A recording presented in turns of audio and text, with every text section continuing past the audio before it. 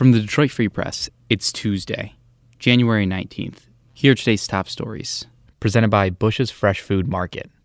Calling all foodies, Bush's is hiring. Are you passionate about food, looking for growth, development, and excellent wages?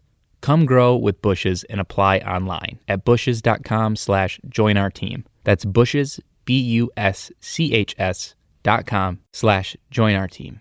I'm Paul Egan reporting for the Detroit Free Press. Many Michigan residents with black and brown skin have found themselves in legal trouble because of marijuana. And now that cannabis is legal for recreational use, too few minorities have been able to get in on what is expected to be a huge Michigan business. The Michigan Marijuana Regulatory Agency says it wants to change that. On Tuesday, a work group released recommendations to increase opportunities for disadvantaged groups such as Blacks, Hispanics, and Latinos. Recommendations include grants and loans, technical and educational support, a crowdfunding platform, structured partnerships with large operators, and requiring big companies to buy some of their goods and services from disadvantaged firms. The programs would be funded by reinstating a 3% excise tax on medical marijuana sales and through a new 1.5% tax on transactions between license holders, such as processors and retailers. Hey, Freep listeners. My name is Tad Davis. I'm an audio producer for the Detroit Free Press. And I want to tell you a little story about how we came to make one of our podcasts here. When the pandemic began in March of 2020, many of us were just confused. As journalists, it was hard to find the right message and coverage of something so terrifying, so bewildering. So to try to find some sanity in it all, we looked back to the last time something like this happened, 100 years ago, during the 1918 flu pandemic. And what we found was, yes, there was general news about the crisis, but when it came to first-person accounts about what kind of impact the pandemic had on daily life, there was almost nothing, just headlines. And when we saw this gap in coverage from the 1918 pandemic, we didn't want history to repeat itself. So we decided to create We Lived It.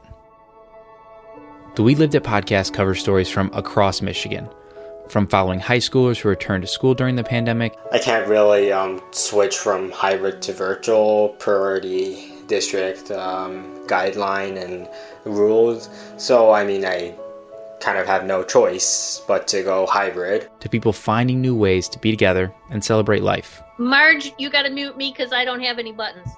Remind me to do that, and I can do that easily. Anybody else need to be muted? Yes, Yeah.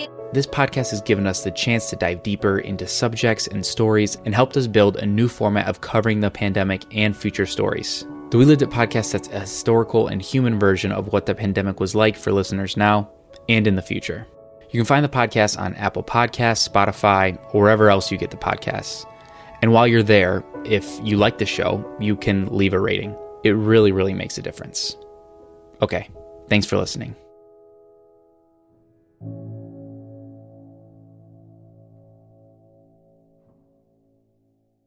I'm Kirkland Crawford with the Free Press Sports Department, looking back at Monday's game for the Red Wings. And while the Wings showed some fight, figuratively and literally, the Columbus Blue Jackets spoiled the matinee for the home team, handing the Wings a 3-2 loss.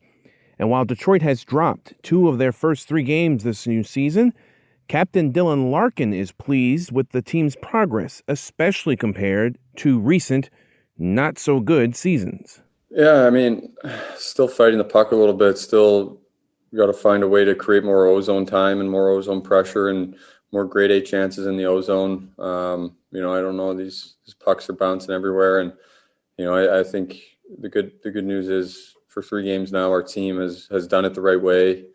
We've given up some goals, but we've played the right way. We've had lots of communication, lots of puck support.